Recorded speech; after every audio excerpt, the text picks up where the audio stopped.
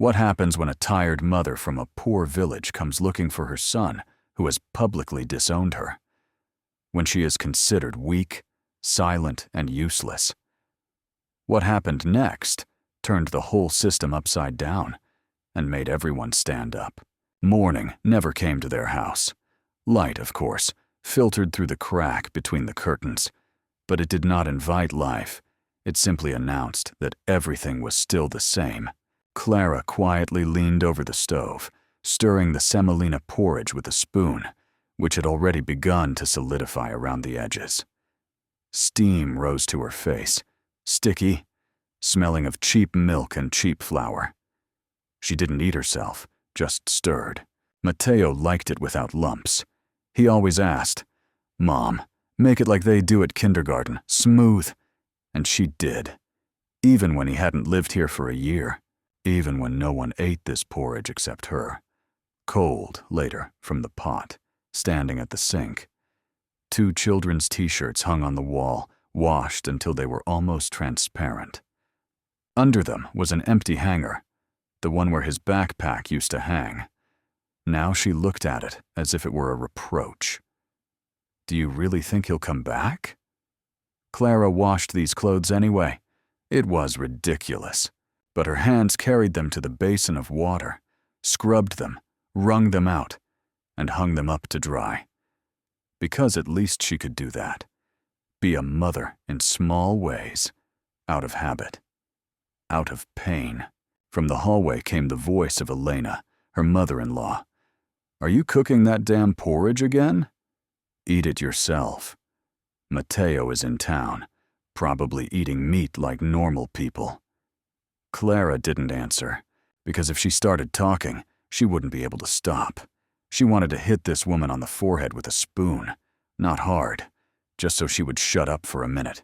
She had lived in this house for 18 years, and still had to prove every day that she had the right to breathe the air here. Elena didn't even let her go to the hospital when her husband had a stroke. "You're not his wife. You're a mistake." Matteo heard everything. Clara saw him standing behind the door, his fists clenched. But he didn't say anything. He never said anything.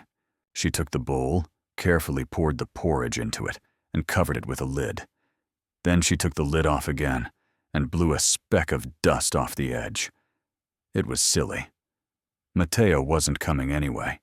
Still, she placed the bowl on the windowsill where he used to eat breakfast, his legs stretched out on a stool. The windowsill creaked. The house was old, like everything else here. Even the air seemed tired. Behind her, she heard, "You'd better go to work instead of falling in love with your porridge. Matteo hasn't been with you for a year. Or have you forgotten?" Clara slowly turned around. Elena was standing in the doorway with her arms crossed over her chest like a prosecutor. She was wearing her husband's old robe, the one he had worn in the hospital. It was as if she had put it on deliberately to remind her every day. "You didn't save him." Clara wanted to say something, at least, shut up. But instead, she just nodded. "I'm going to him," she whispered. "Today." Elena snorted, a real contemptuous sound, like a cat spitting. "And who's waiting for you there? Tell me. Matteo? Or those who took him away because you're nobody?" Clara felt something inside her collapse. It was as if the bottom had fallen out again, and now the fall had begun anew. She knew Elena didn't love her. But now it wasn't just hurt. It was a line, the last one, beyond which there might be no return. She silently went into her room, opened the dresser, and pulled out an old photograph. Matteo, still small, sitting on her lap. He had his arms around her neck. Back then, he still called her Mommy. Now he was just silent. He doesn't even write letters, not even on holidays. Clara put the photo in her pocket and slowly walked over to the mirror. She looked at herself. Her eyes were dull. Her hair was a mess. There was a bruise on her neck from when she hit the wardrobe while carrying the basin of water. "Don't be afraid," she whispered to her reflection. "Today, you won't beg. Today, you'll just take your son away." And she left. Out of the kitchen, out of the house, out of the life where being a mother was shameful. She just wanted her son back. But what happened next changed everything. You won't want to miss how it unfolded. The road to the bus stop was covered in mud. Clara's shoes sank into the loose soil, and the hem of her coat absorbed the moisture, as if it too was ashamed. She walked slowly, clutching a crumpled piece of paper in her fist. The address of the boarding school, written in the social worker's uneven handwriting. She reread the paper many times, but each time it was like the first, as if a stranger had handed her son over with a receipt. No words, no right to a voice. At the turn, her neighbor caught up with her. Rosa, always with a plastic bag and a ready opinion. "Where are you going?" she asked, almost cheerfully. "Going after him again? You never change, Clara." Clara didn't answer right away, not because she didn't know, but because she didn't want to bring the pain out into the street. "Yes," she said finally. "After him." Rosa shook her head like a teacher tired of explaining the multiplication table to a slow student. "You've always been too soft, Clara. That's why they walk all over you. With a personality like yours, they won't take your kids back. They only need you as an example." Clara smiled, but not at Rosa, at herself. It was the kind of smile that your lips don't show. Just your cheeks twitch a little, as if you were shivering. "Better to be soft than dead," she breathed, not realizing who she was talking about. "You think you're fighting," Rosa persisted. "Let me tell you something. You're going around in circles like a dog that hasn't even been thrown a bone. Your Mateo isn't yours anymore. Accept it. Or go crazy like your mother." Clara stopped. Mother. A name no one had uttered since she was taken away to that house. She had been loud, fierce, madly in love and violent to the point of bruising, and she had also fought for her child. But she couldn't take it. "Don't compare me to her." Clara's voice was low but firm. She wasn't shouting. It just sounded like iron on wood. Rosa, fortunately, left. She left behind the smell of cigarettes and dill. Clara was left alone, at the crossroads, in a light rain, as if the sky couldn't decide whether to cry or just warn.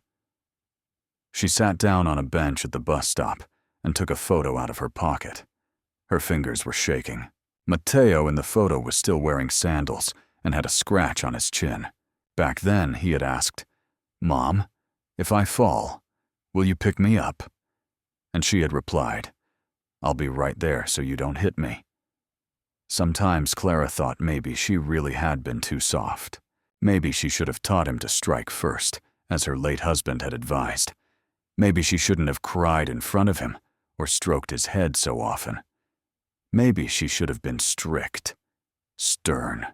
A mother is not a comfort, but a wall, Thomas, her husband's brother, once said. But did that make her a bad mother if she stroked his head when others yelled at him? Or if she was afraid of hurting him because she knew what it was like to be broken? She put the photo back in her worn wallet.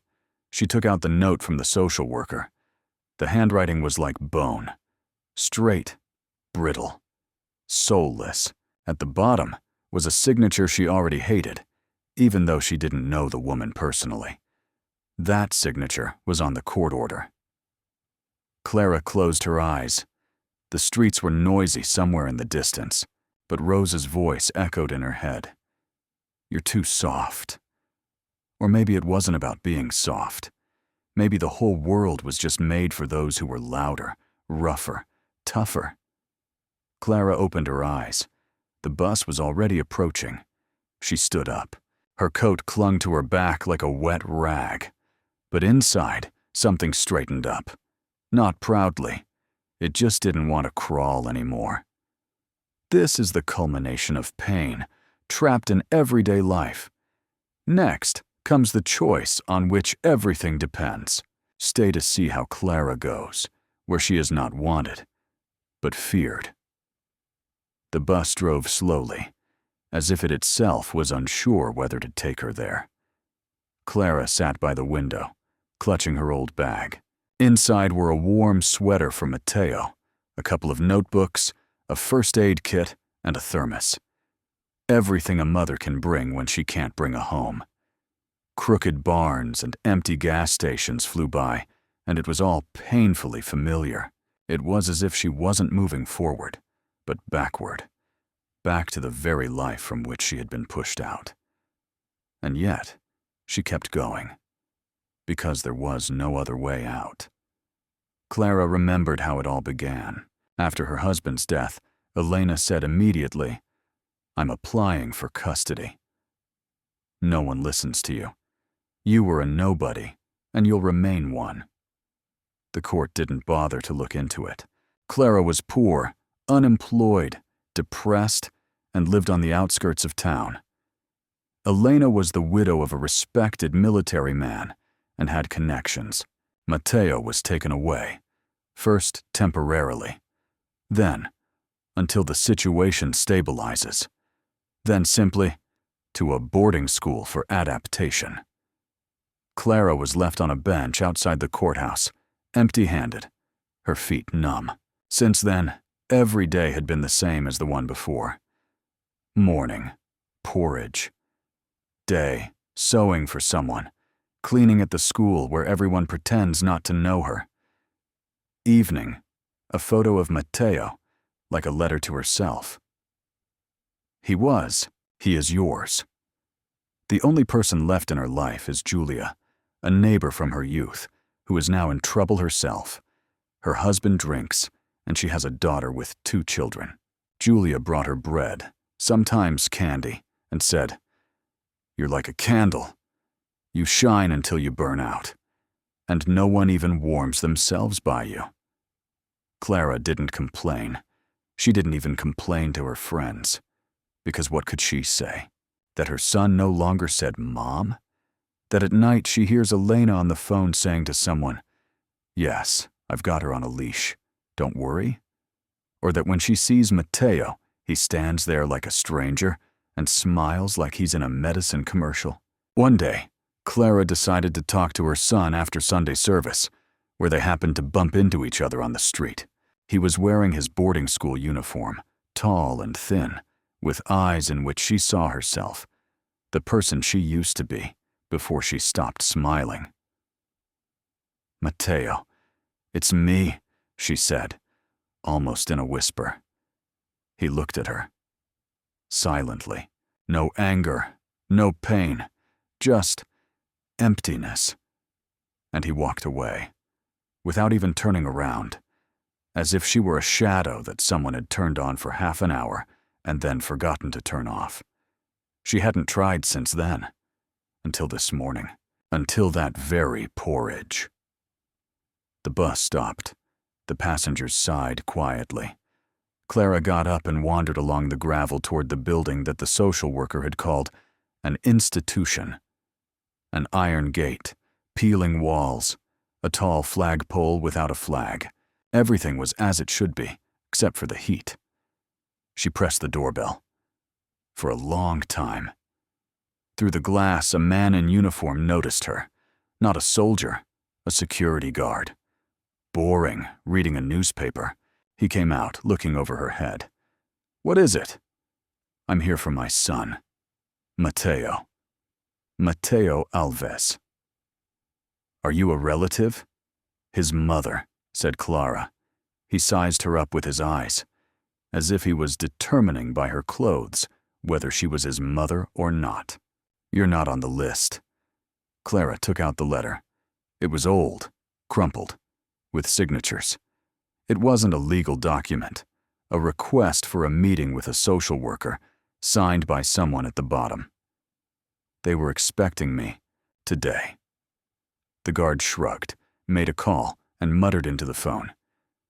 "Some mother is here." A minute later, the door opened. A woman in glasses, dressed all in brown, led Clara down the hallway. It smelled of soap and canned meat.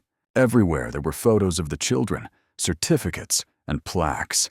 Boys standing in formation. Matteo was in one of the photos, slightly to the side, with his back straight and his hands behind his back. Clara stopped. "Is that him?" "Yes," the woman replied emotionlessly. "One of the best, organized, responsible, no contact with his family. It's better that way." No contact echoed in her heart like a thorn. That meant no contact with her. The woman pointed to a bench. "Wait here. We'll bring him." Clara sat down. The bench was hard. Next to it was a radiator. A child's jacket was drying on it. Blue, with patches, like Matteo's used to be. How old was he then? 5? 6? He always asked, "Mom, don't wash it. It smells like the street." Now everything smelled like institutions, and uniforms, and alienation. Clara stared at the wall. She could think of only one thing. If he came in, she would stand up, even if her legs wouldn't let her, even if he didn't recognize her, because this wasn't a meeting. It was a test. For her, not for him. The door opened. Clara didn't even have time to stand up. Her legs buckled and gave way before she could. She just clenched her fingers as if grasping at air, and looked up.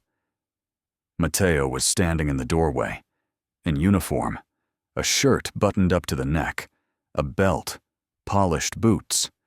His hair was cut short, his face was drawn and gaunt. But his gaze was adult. Not in the sense of mature, no, in the sense of protected. Like a person who has learned to hide himself so deeply that even he cannot reach him. "Hi," Clara breathed. He was silent. He looked at her as if she were someone he wasn't expecting, like something he hadn't ordered, but had been delivered and was now in the way in the hallway. "It's me. Mom," she added stupidly, as if he needed a reminder. Matteo nodded, mechanically, without emotion. He sat down on the edge of the bench, moving almost to the edge. Clara opened her bag. She took out a thermos. "I made you that porridge. You know, the one you like, remember?" He didn't take it. He didn't say thank you. He just said, "They don't allow food here." Clara put the thermos back. Her fingers trembled. Not even from shame, from helplessness. She knew it wouldn't be easy, but she didn't think it would be so hollow. "Matteo, I came to—" He looked up sharply. "I can't talk to you without my supervisor." "I'm not allowed to." Clara froze, not because she was surprised, but because those words sounded foreign to her. They were someone else's words, as if he had memorized them in advance, as if he had rehearsed them. "I just wanted to see you," she said, even if only for a minute. He didn't answer. He just looked away, to where the notice board hung. Clara stared at him as one stares at a photograph that has survived a fire, with gratitude that it was still there, and with pain that it no longer gave her warmth. Then the same woman in glasses approached. "Matteo, go on. Your lessons won't wait." He stood up. He didn't say goodbye. He didn't turn around. Clara didn't get up, because everything inside her had already sunk. It didn't even collapse. It just sank lower than before. "Are you satisfied?" the woman asked, as if a customer in a store had chosen expired goods. Clara didn't answer. She looked at her shoes. The dirt had dried and become brittle, like eggshells. She wanted to peel it off along with her skin. "You don't have custody," the woman continued. "You can write letters, file official requests, but visits are by appointment only." "He really doesn't," Clara faltered. "He doesn't want to?" "He didn't say anything," the woman replied indifferently. "But boys that age forget quickly, especially if they don't have support at home." Clara stood up, silently, without hysterics, without tears. She knew that people cry when they still have hope. But now, there was just silence. She went out into the street. The rain had stopped, but the asphalt was still shiny. Clara walked slowly, as if each step had to be squeezed out of her separately. Behind her, a door slammed. Not like in the movies, just like a door. A door that would never open again. Clara reached home by evening. The rain began to drizzle again, and the air was filled with a dampness that made her bones ache. The stairwell smelled of mold and old soup. Upstairs, as always, someone was arguing with the TV. She walked silently into her room, without taking off her coat, and sat down on the edge of the bed. The bed was neatly made. She tidied up for herself as if for a guest. It was easier that way. Easier to be alone again. She put her bag on the floor. The thermos was still warm, but she didn't need it anymore. She could have poured the porridge down the toilet, but she didn't. She opened the lid, scooped up some with a spoon, and ate it. No salt, no sugar, just so she wouldn't have to throw it away, so she wouldn't have to say to herself, it was all for nothing. Elena's voice came from the kitchen. And what did you achieve? Did you show him your eyes? Did you drool over him? Do you think he'll hug you after you handed him over like a kitten? Clara didn't answer. She was too tired to fight. But inside it was noisy, quietly, gloomily. Elena didn't let up. He's among people now. They teach discipline there, not your kashka handkerchief, kiss on the forehead. You broke him, and now you've come to glue him back together like a toy. It's too late. He didn't turn out like you, and thank God for that. Clara stood up. Slowly, she walked over to the kitchen door. She leaned against the doorframe. I didn't give him up, she said hoarsely. I hid him from you. Elena smiled bitterly, loudly enough for the neighbors to hear. Hid him? And who won? Where is he now? And where are you? You're not a mother. You're a pathetic excuse for a woman. He's ashamed of you, Clara. That's the truth. And every year, it will only get worse. Clara went into the bathroom. She closed the door. She turned on the water, not to shower, but just to make noise, so she wouldn't have to hear. She stood in front of the mirror. She took off her scarf. She looked at herself. Pale, her lips cracked, her eyes narrowed. This face was not the face of a mother. It was the face of an empty wardrobe from which the most precious things had been taken. He's ashamed of you. Those words dug into her face, her chest, her wrists. He really hadn't hugged her. He didn't call her. He didn't look at her like a son. Not even like a human being. Clara wiped her face with a towel, dryly, sharply. And then a thought came to her, as nasty as a speck of dust under her eyelid. Maybe Rosa was right. Maybe I really am too soft. I should have screamed, kicked down the door, hired a lawyer instead of cooking porridge and waiting. But then another thought followed. I just didn't know any other way. I loved him, and for that, I should also have the right to be a mother. She came out of the bathroom. Elena had already fallen silent. She slammed the bedroom door, as always, as if to put an end to the conversation. Clara put her coat back on. She pulled her scarf tight and sat down at the table. She took out some paper and a pen. She began to write. She knew the address of the boarding school by heart. Matteo, you may not read this, but I'm going to write anyway, because silence is worse than rejection. It's the end, and I'm not finished. Morning came reluctantly. The sun tried to break through the shabby curtain, but instead of light, a dim, gray flicker filled the room. Clara sat in the kitchen and flipped through the pages of her notebook. There were dozens of drafts of letters. She hadn't sent a single one. They all ended mid-sentence, somewhere between I'm sorry and I still love you. She had known what she was going to do since the evening before. The decision did not come suddenly. It grew like a splinter under the skin. First it pricked, then it ached. Then it became part of her pulse. And now here it was, requiring no discussion. It just was. She went to the closet, took out a bundle of faded documents. Mateo's birth certificate, a discharge note from the maternity hospital, a medical report, a letter from a teacher who had once written, "The boy has a rich soul, but he is silent when he needs to speak." At the time, Clara had been proud of that. Now she understood that silence had become his armor. Elena entered the kitchen, clattering with a cup. "Are you cooking that dead man's porridge again?" she asked with feigned indifference. Clara didn't turn around. "Number, I'm leaving." "Where to?" "To the boarding school. I'm applying to regain custody." Elena froze. There was more anger in that silence than in a scream. "Are you out of your mind?" she hissed. "Do you think they'll take you back? You're nobody. You have no job, no connections. Even Mateo doesn't want to talk to you." Clara turned to her. Her voice was even quiet. But behind that quietness was something unmistakable. "I'm not asking who wants what. I'm doing what I should have done a long time ago, even if it's late." Elena slammed her fist on the table.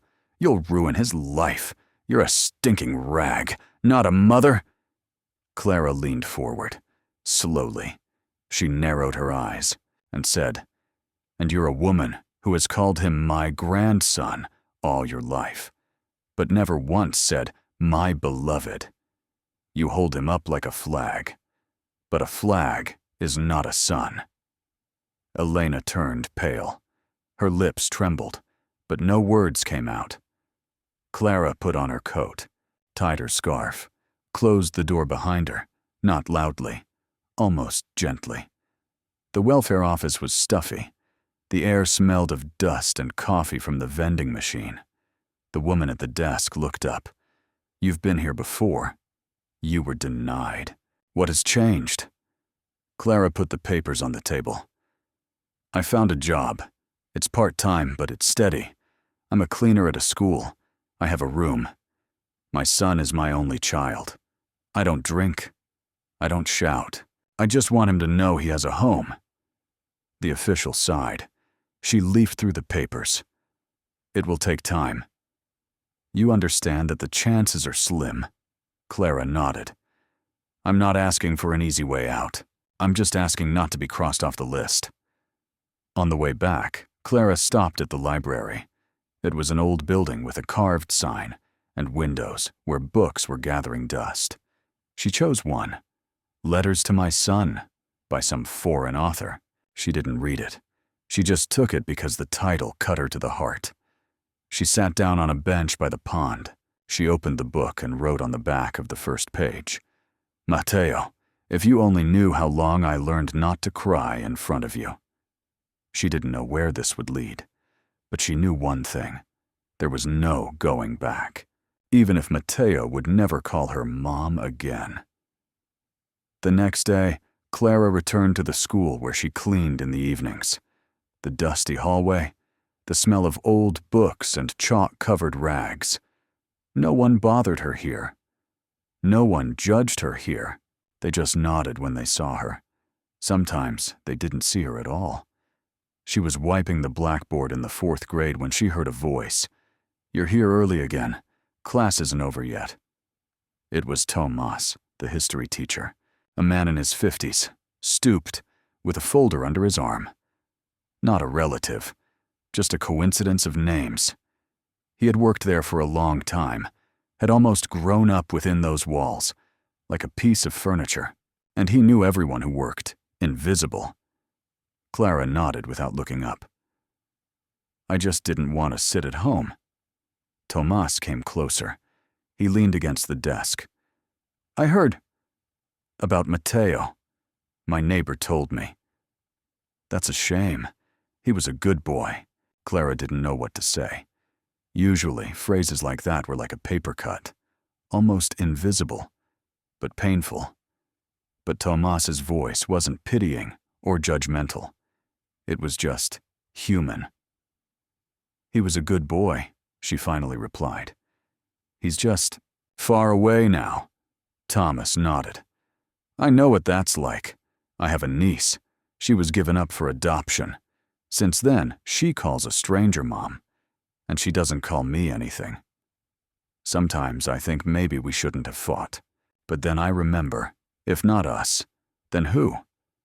Clara looked up for the first time. He wasn't looking at her with pity. He was looking at her as an equal, as someone who knows how to fall and get back up. "I filed the papers," she said. "I know it's stupid, but I won't forgive myself otherwise." Tomas smiled slightly. "It's not stupid. It's scary, and scary things are often the right things to do." He left without saying another word, and yet there was something in his gaze that Clara hadn't seen in a long time. Respect. In the evening, on her way home, she sat down by the pond again. It was spring. The trees were beginning to wake up. The air smelled of earth and old snow. Clara took out her notebook and began to write a second letter. No longer as if to a child, but as if to a person. No, "my dear." No, "Mommy misses you." Just, "Mateo, today I saw a man who knows what it means to lose someone close, and I thought, you must be losing too. Every day."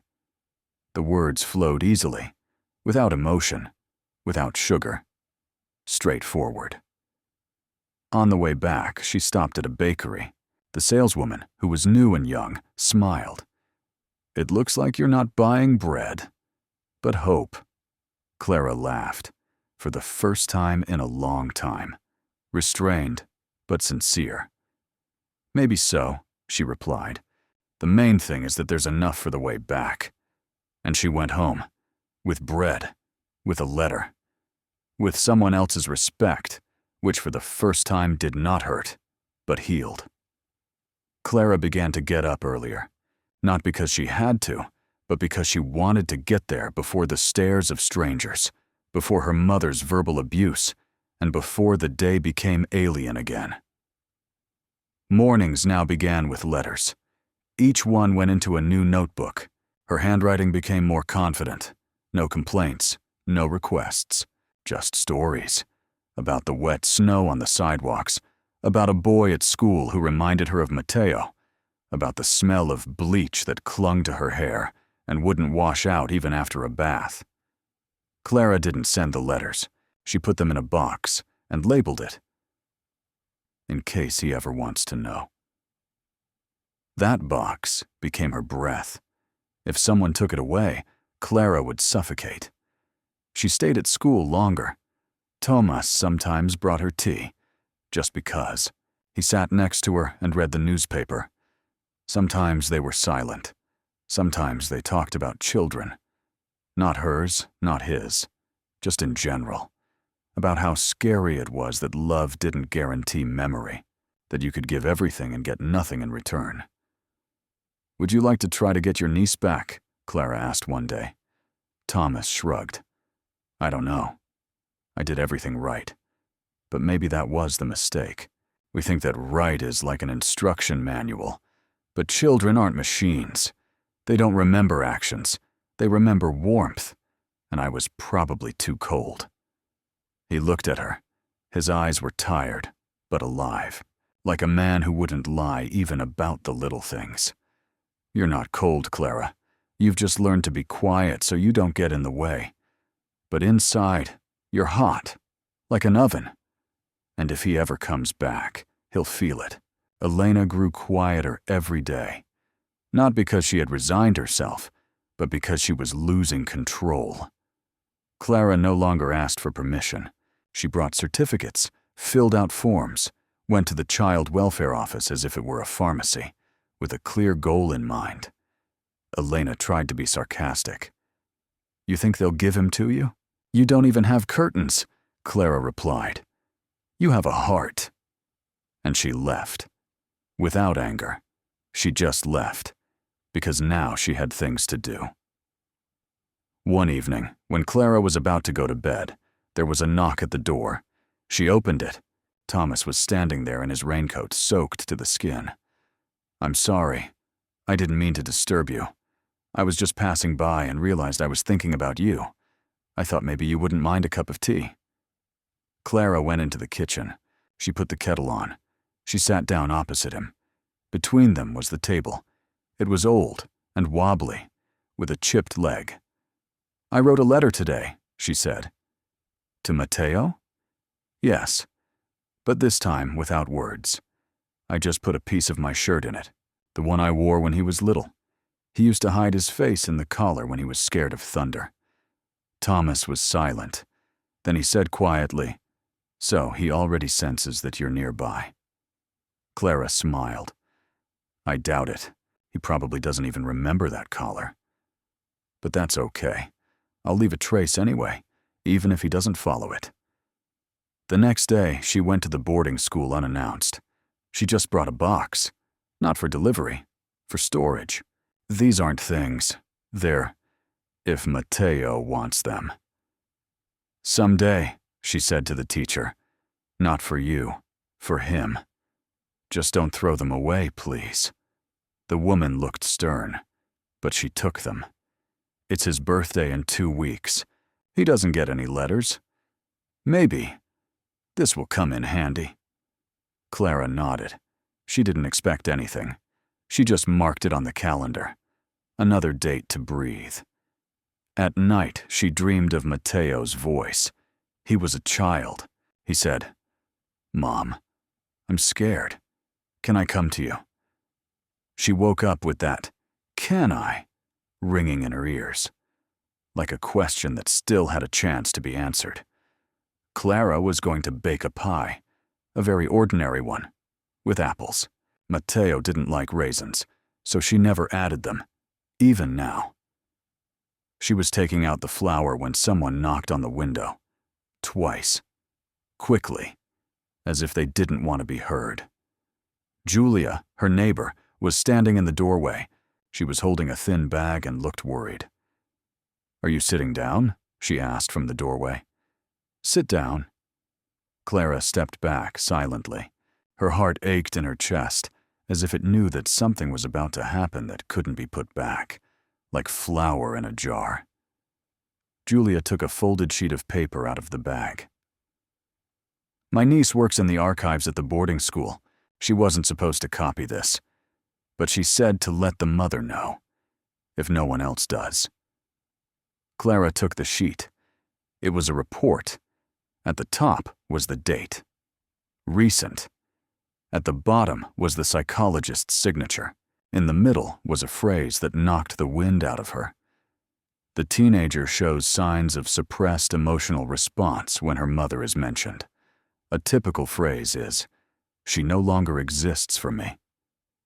Clara didn't breathe. She just held the sheet as if it might explode if she moved. Julia stood next to her, motionless, and suddenly the silence in the room seemed false, as if everything in the house was now lying. Clara exhaled, but no words came out. Julia put her hand on her shoulder. "He's not yours, Clara. Not now. Maybe later. But right now, he's somewhere where you're not. And maybe it's not your fault. Maybe the pain has just become a shield for him. And you're a reminder." Clara stood up. She walked over to the window. Behind the glass were black trees, crooked wires, someone else's spring. She stood there for a moment, then clenched the sheet in her fist. "I knew he didn't love me. But I didn't think he would erase me." "Maybe that's how he protects himself," Julia said. "You're fighting. He's hiding." Clara nodded slowly. "But now I'm going to protect myself too. Not from him, but from the feeling that I'm worse than I was. I'm not worse. I'm a mother, even if I don't have a son." Julia left without waiting for tea, respectfully, understandingly. Clara sat back down. The apples lay on the table as if nothing had happened. She began to peel them, carefully, each peel in a smooth spiral, because if her hands were busy, her heart wouldn't break. That evening, she didn't write a letter. She just took out the box and took out that very thing, the first photograph. Matteo in her arms, his cheeks like peaches. She didn't cry, but she looked at it for a long time, as if trying to memorize the face of someone she no longer knew. Elena was waiting for her in the kitchen, like a crow at a carcass. Clara barely had time to take off her coat when she heard, "I told you." "You mean nothing to him. Have you read it officially now, or do you need more proof to accept it?" Clara was silent. She was too tired to fight. But Elena, sensing a crack, went for her like an open door. "Stop running around with letters. You're a mother on paper. In reality, you're a mistake." And he understood that. Clara walked over to the table. She put the plate of pie on it. "Help yourself. It's the last thing I'll ever bake in this house." Elena smirked. "What, are you leaving? Good riddance." "No, you're leaving." She burst out laughing. "Where are you going to take me?" "To my house, by the way." Clara sighed. She took an envelope out of her bag. She placed it silently in front of her. "I bought out Tomas's share. He's your late husband's nephew. He gave me the part that belonged to him according to the will. You're not the only owner now, and I'm not a tenant." Elena turned pale. She took the paper with trembling hands. She scanned it as if reading a pardon, or a sentence. You're despicable," she breathed. "No," Clara replied calmly. "I'm just tired of being a shadow." Elena stood up, almost knocking over the stool. She went into the room, slamming the door behind her. Clara remained alone, in the silence where the old clock ticked and the smell of cinnamon lingered. She was not happy. This was not a victory. It was just a step toward being seen, at least a little. The next day, Tomas didn't meet her at school. She walked down the hallway and noticed a different nameplate on the history classroom door. In the teacher's lounge, they said, "He left. Urgently. A relative is in the hospital. He asked not to be disturbed. That's all." No goodbye, no note, no glance. He just disappeared. It was as if even he couldn't bear her pain. Clara sat down on a chair in the empty classroom. She looked out the window. Behind the glass were children. Running, shouting, living. She remembered how Matteo once said to her, "I want you to be like all the other moms. No tears. Just a sandwich and a joke." And she replied, "I'm not like everyone else, but I'm trying." And now there were no jokes, no sandwiches, only letters, a box, and a house that smelled of resentment. In the evening, she decided to take a walk, down the same streets, where they used to play hide-and-seek, where Matteo once lost his mitten, and she spent an hour looking for it under the benches. Everything around her breathed the past, but now it seemed mocking. Teenagers were sitting on a bench by the pond. One of them looked familiar. Clara moved closer. Her heart sank.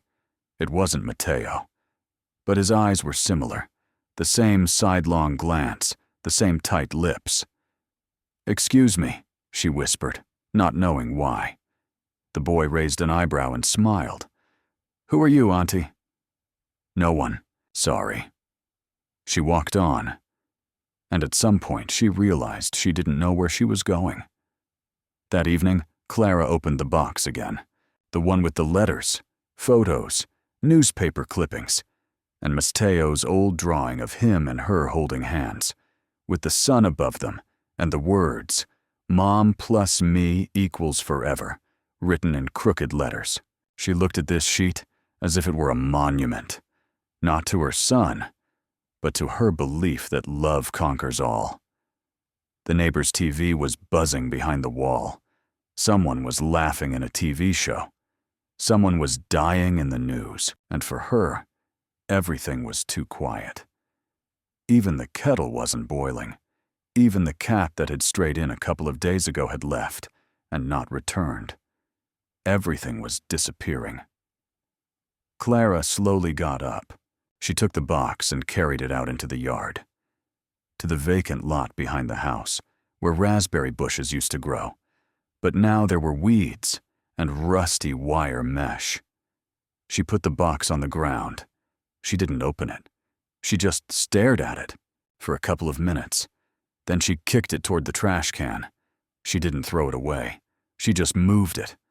And she walked away. But she couldn't. She went back. She picked it up, held it close to her, and cried.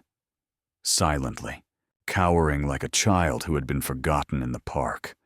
Her chest hurt as if she had been hit. Her hands were shaking. But she didn't throw the box away.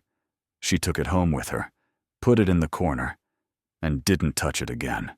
A day later, a letter arrived. An official one. A brown envelope. Thick, with an official seal. Clara opened it in the kitchen. Elena sat opposite her, eating soup and not looking at her. Inside was a notice. Matteo had filed a request to refuse to resume contact. By law, Clara could have contested it, but that would have required resources, money, lawyers, and most importantly, the desire to get involved in something where you've already been told no. Elena smiled without looking up. So, now you believe it's over? Clara didn't answer. She put the paper in a drawer and locked it.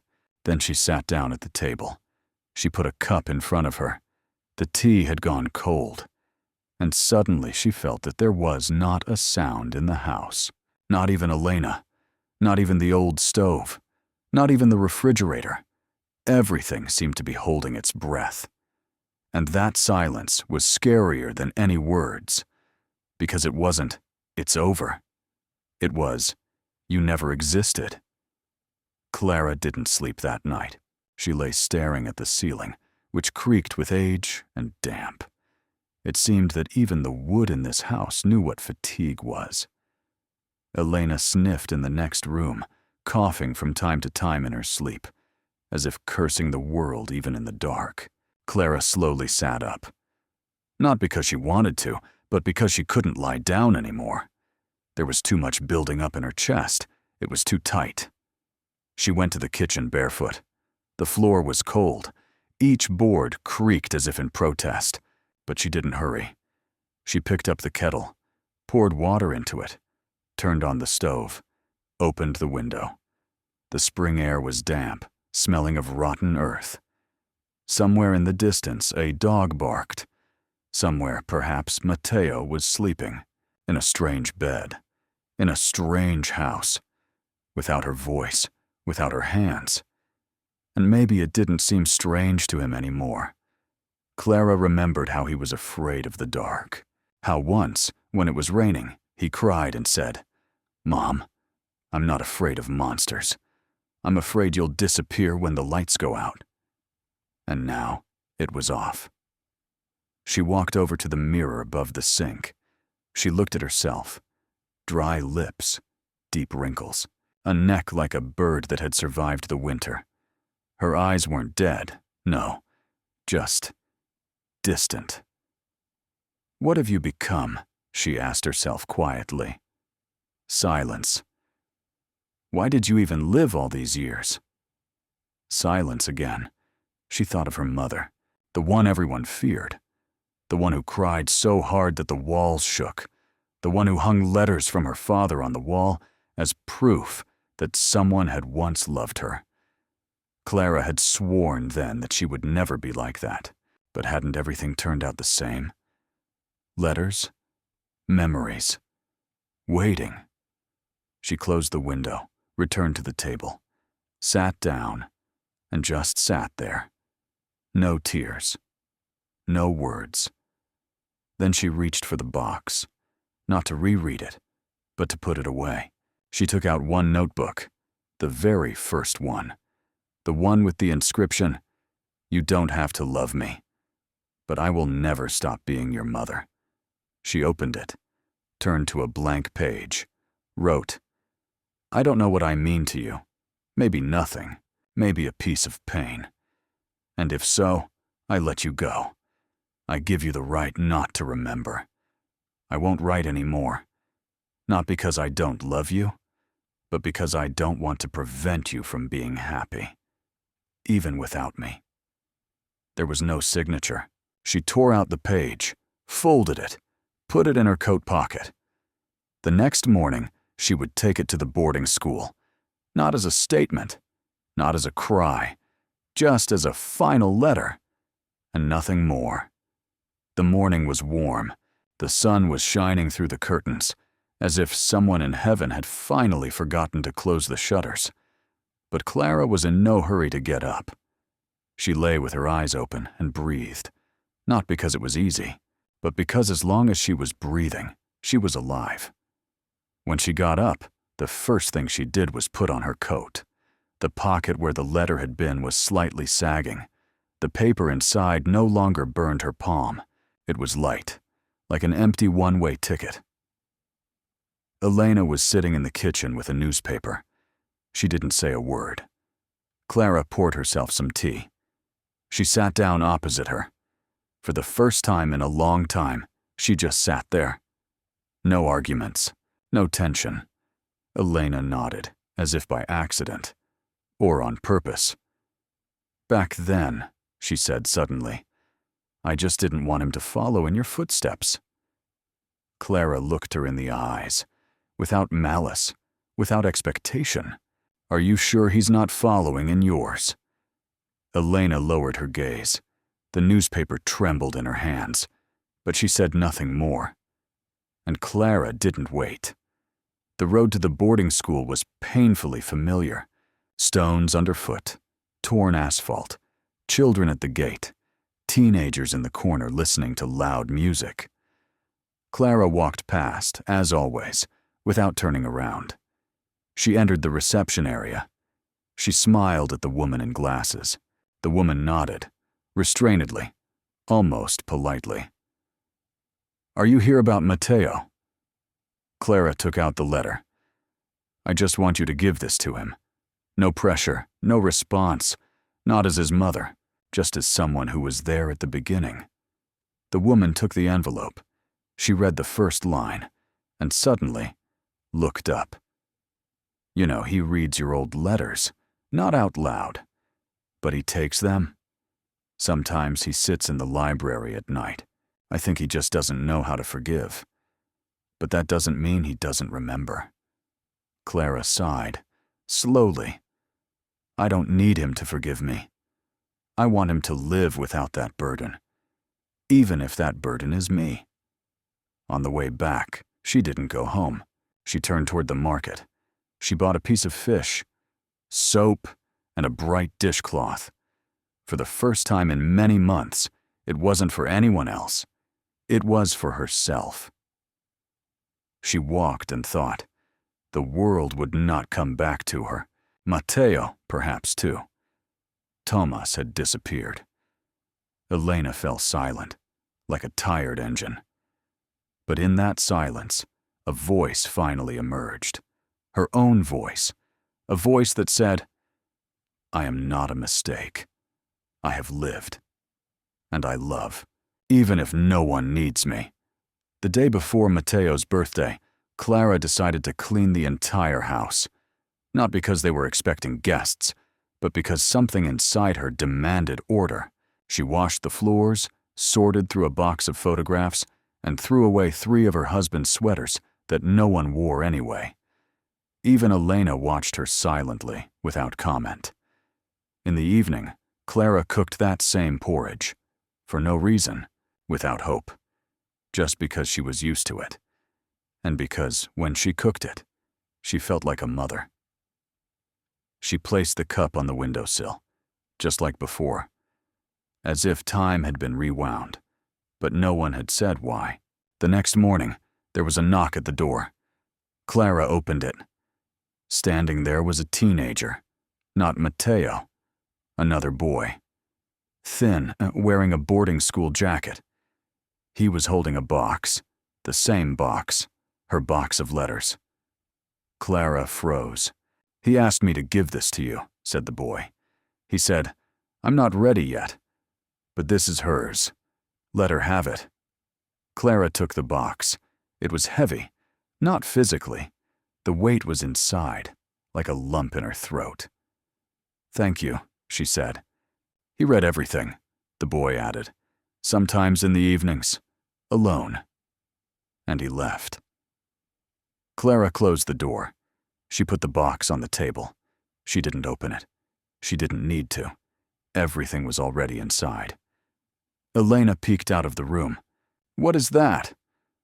Clara didn't answer. She just sat down. She picked up a spoon.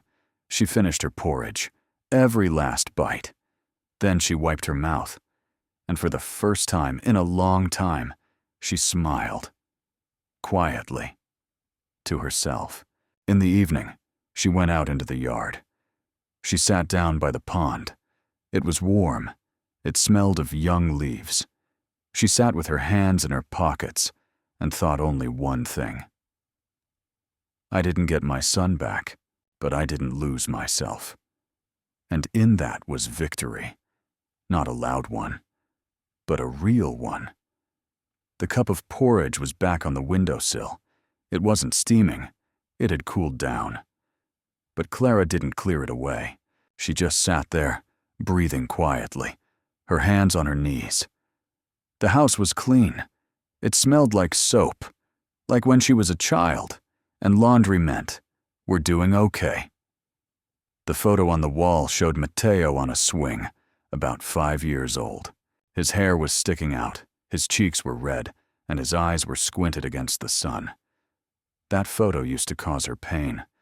Now it was just a reminder, not of loss, of what had been. Clara took a letter out of the box. It wasn't hers. It was the one that had been returned to her with the rest. Matteo hadn't written Mom in it. He hadn't written his name or even addressed it. Just 3 lines. I'm not ready, but I'm reading, and maybe someday I'll write myself. Clara put the letter back. She closed the box. She went to the window. Children were playing ball outside. One of them tripped and fell, but got up without crying. Clara smiled, almost imperceptibly. She sat back down and poured herself some tea. Now the silence in the house didn't feel like a sentence. Now the silence felt like respect for herself. If you've ever felt that your love is not a reason for respect, if you've fought for those who turned away from you, write the word pain in the comments, and we'll see how many of us there really are. And if this story touched you, share it. Let it reach those who think that mothers can be forgotten.